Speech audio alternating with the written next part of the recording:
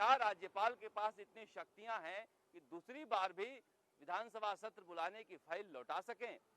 राजस्थान में कांग्रेस के अशोक गहलोत गुट और बीजेपी समर्थित सचिन पायलट गुट के बीच गुरिल्ला वार जारी है।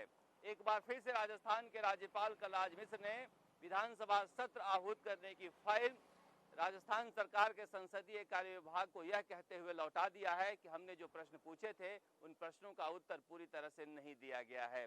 अब सवाल उठता है कि अशोक गहलोत के पास क्या विकल्प बचे हैं।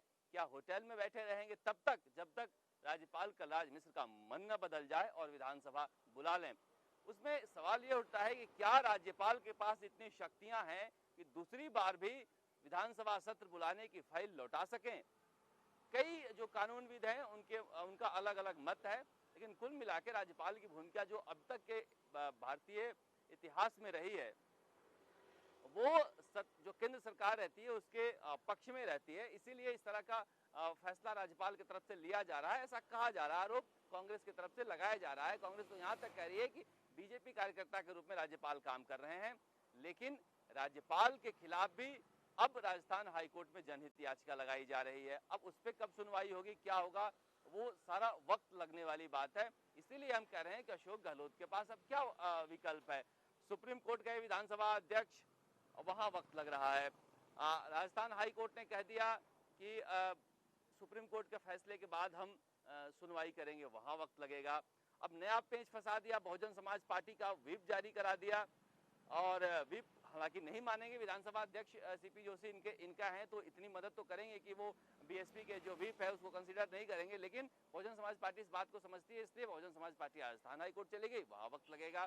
ऐसे में सवाल उठता है कि अशोक गहलोत कब तक अपने विधायकों और मंत्रियों को लेकर होटल में बैठे रहेंगे। अशोक गहलोत के पास क्या विकल्प है। अभी तो फिलहाल अशोक गहलोत ने तय किया है कि अब गुस्से से काम नहीं करेंगे। अब बीजेपी और सचिन पायलट गुट जो रणनीति बना रही है कि एक कदम आगे एक कदम पीछे चल के वार करने की, वही रणनीति बनाएंगे। और दूसरा, पूरे देश में एक माहौल बनाया जाए कि किस तरह से अशोक गहलोत की चुनी हुई सरकार को गिराने की साजिश कर रही है।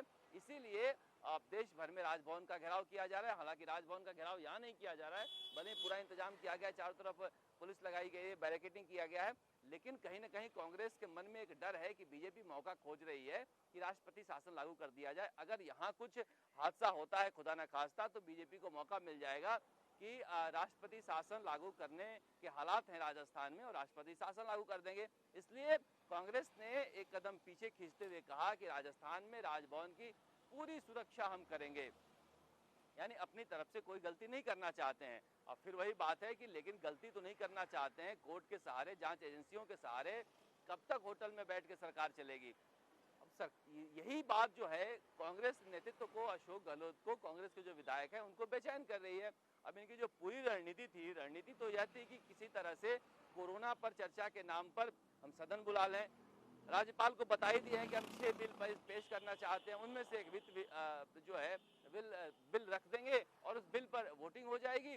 वोटिंग के दौरान वो नहीं आएंगे तो अयोग्य घोषित हो जाएंगे, ऐसे में स्ट्रेंथ कम हो जाएगी तो हम बहुमत में आ जाएंगे और बहुमत साबित कर देंगे।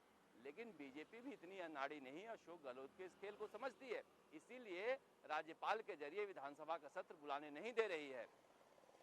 दरअसल सचिन पायलट गुट यह वेट कर रहा है कि किसी तरह से वक्त लगे और वहां से कुछ विधायक व्याकुल हों या उनको लगे कि बीजेपी साथ खड़ी है, मजबूत है सचिन पायलट, तो वहां से कुछ विधायक हमारे पास आ जाएं तो हम अशोक गहलोत की सरकार गिरा दें। हालांकि ये भी कहा जा रहा है कि गिराने के बाद क्या होगा इसका कोई प्लान नहीं है बीजेपी के पास, लेकिन फिलहाल अशोक गहलोत को वो सबक बीजेपी भी सिखाना चाहती है और सचिन पायलट भी इतने गुस्से में है कि एक बार तो अशोक गहलोत का नुकसान करना चाहते हैं।